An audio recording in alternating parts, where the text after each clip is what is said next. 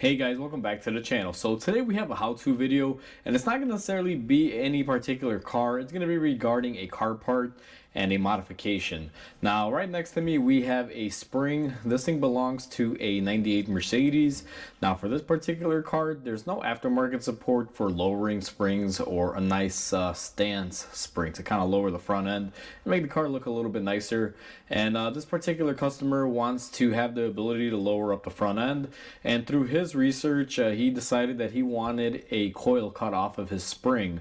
Now this is a very common thing that a lot of people tend to do to their coils to drop the ride height a little bit, guys, and I'm going to show you guys how that is done today. Now before we go ahead and begin, if you guys haven't subscribed to the channel, hit the subscribe button down below, definitely smash that like button, and with that said, let's go ahead and get started on today's video.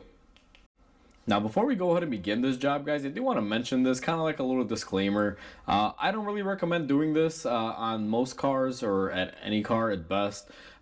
From my experience, it doesn't really weaken the spring or do anything bad. What it winds up happening is, yeah, it'll lower the car a little bit. The car will ride a little bit more jumpy than usual, and you wind up wearing down your front suspension or your rear suspension a little bit more due to the excessive, load weight that it's not holding it up, because the spring holds up a majority of the weight of the car there. That's why it's made up to a certain configuration. Now, by cutting a coil on this car, it's going to probably drop an inch for the, the spring height, which is going to make about an inch and a half difference on the car. Again, I don't really recommend this. This customer wanted this specifically done.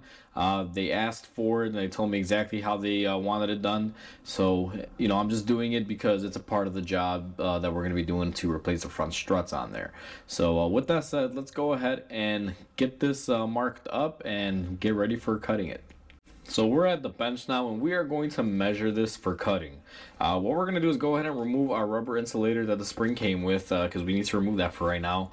And the way that you want to measure these for cutting, guys, is basically where the coil ends, which would be right here. You're just going to want to move one up from there.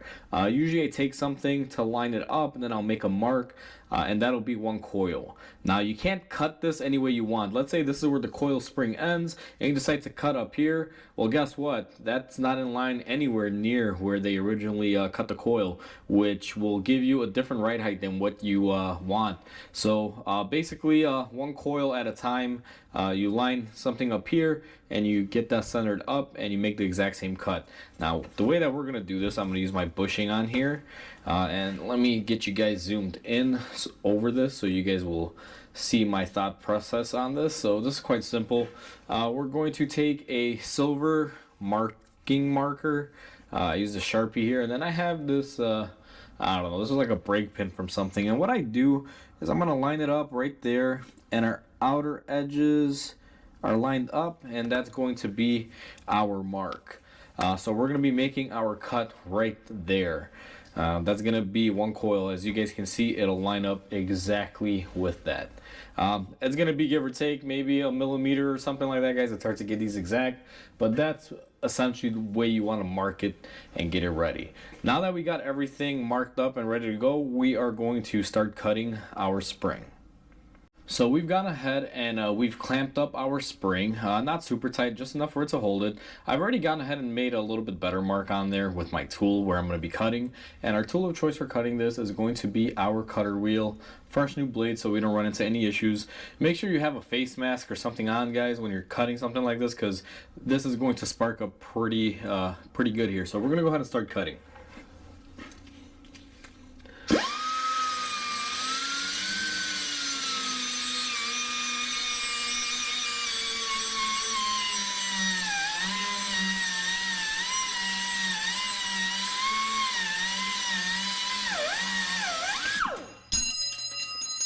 And just like that, we have cut our coil off successfully. Thing is to make sure you have a tool that'll cut it really nicely and very quickly.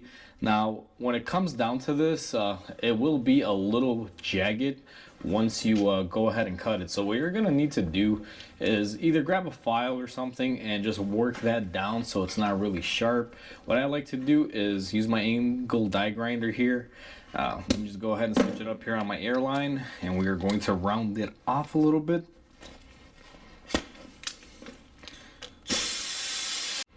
Now we've gone ahead and we rounded off our cut. It is nice and smooth, no sharp edges. The main reason why you want to do this is because you're going to have a nice rubber bushing or isolator, whatever you want to call this. It's usually referred to as an isolator. And when you put that on here and you put it on your spring like this, you don't want that to be sharp and cut through this and eventually work its way out and start making noise. Now, one thing that I really hate about cutting stuff like this that was already painted in a really nice coating is that you're going to have to add some paint back onto that. So the next stage, what we're going to do is go ahead and grab some paint and we're going to paint our spring so that way we don't have any issues. So we have moved our location here to the top of our trash can just because when I spray this, I don't mind getting the bag dirty, and I need it to sit someplace like this so it can dry up overnight. So we're going to go ahead and take our paint. Make sure you shake it very well here. And what we're going to do is go ahead and apply some paint to it, guys. Make sure you get in all areas. You don't really need to layer this thick. Just give it a nice coating, and what we're gonna do is go ahead and let that dry on there. Now, drying time may take a little bit. I want to get it nice and dry, maybe add a couple coats. So what I'll do is every 15 minutes I'll add another coat or two until we get to 3 coats, and after that we should be all set, and our spring should be cut to the correct amount, and we will be installing it in our car. Don't forget to replace your isolator bushing that'll go here. So our springs have dried up here for a couple hours. I've gone ahead and I reinstalled my rubber isolator and everything is beautiful. I have measured them. If I flip this one over, they are exactly the same height. And one trick that I wanted to show you guys, after I cut my first coil ring off, what I did was I went ahead and I matched them up just like this. Or actually, I'm sorry, let me match them up correctly, just like this. And I went ahead and I measured using my original cut, so that way these springs are exactly equal length. Now, we may be off by a millimeter or two here, but if you guys will look at this, I mean, that's pretty much even. We got the correct amount on each sides off, and better yet, we got the exact amount within a couple, like say millimeters. I want to say I'm pretty close here. I don't know exactly, but it's just really hard to get the same cut at the same time unless you have a computer that can measure everything and do it that way. So this is as good as it's going to get by freehanding it. So we got our even cuts.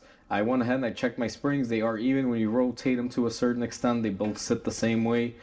You guys will see here that these springs are pretty much identical and in the same fashion. So now that our springs are cut, we've measured everything and everything is ready to go. That's basically the end of this video, guys. That's how you cut springs on a vehicle. Just make sure you get them nice and even and measure twice and cut once, as the good old saying, because if you screw this up, you're going to be buying a new spring. Another key takeaway point, make sure you paint where you cut. You definitely don't want your spring rusting, so seal up that surface area that you cut into. Other than that, it's pretty straightforward. Now, I do not recommend you doing this.